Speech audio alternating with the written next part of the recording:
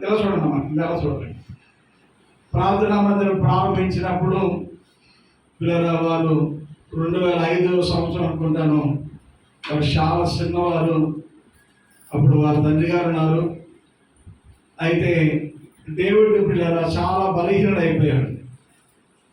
ఆ బలహీన సమయంలో దేవుని సన్నిధికి వచ్చినప్పుడు దేవుడు అద్భుత రీతిగా అతనికి స్వస్థత ఇచ్చాడు. అందుకోసం చెప్పండి, నిజమా?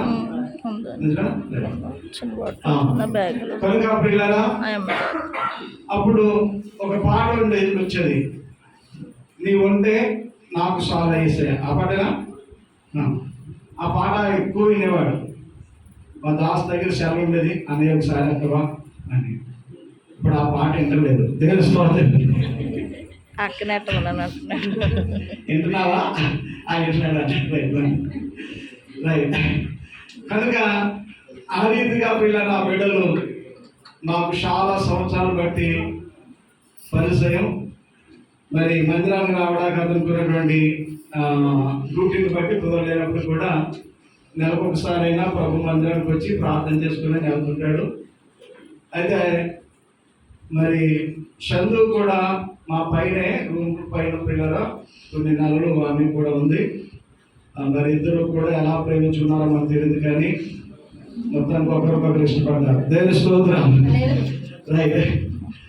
వారి ఇష్టాన్ని మనం పిల్లల కాదనకూడదని వాళ్ళ తల్లి గారు పార్వతమ్మ గారు కూడా చాలా పెద్ద మనసు చేసుకుని వాళ్ళ చెల్లి కూడా కుమారి నా దగ్గరికి వచ్చారు. అయ్యా పాస్టర్ గారు, మరి వివాహం జరిగించాలి. రైట్, మంచిదమ్మా. మాకు ఉన్నాడు రాజమండ్రి పాస్టర్ వెళ్ళేసుకు ఈస్ట్ గోదావరిలో పరమేశ్వరన, అక్కడ చేస్తాం. ఇక్కడైతే మన చర్చలు అయితే సరిపోదు, చాలా మంది వచ్చేస్తారు.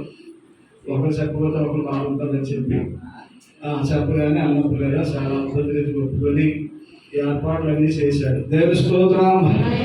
మంచిది. ఈ రీతిగా వివాహం జరగటం అనేది చాలా అద్భుతమైన కార్యం.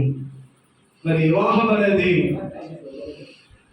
కొన్ని వందల సంవత్సరాల క్రితమే దేవుడు ఏర్పాటు చేసింది. దేవుని స్తోత్రం చెప్పండి. వివాహాలు అనేది పిల్లల మనం ఏర్పాటు చేసింది కాదు, కానీ దేవుడు పిల్లల ఆదాముకి సాటి అయినటువంటి ఎముకని ఆయన సిద్ధపరిచాడు. పిల్లల ఆ ఎముక రంసోడాల నుండి రాజమండ్రి వచ్చింది. స్తోత్రం చెప్పండి. హల్లెలూయా. కనుక వారిద్దరూ కూడా వివాహాన్ని పిల్లలు ఇష్టపడి చేసుకుంటున్నారు. కనుక మనకి కూడా ఏం కష్టం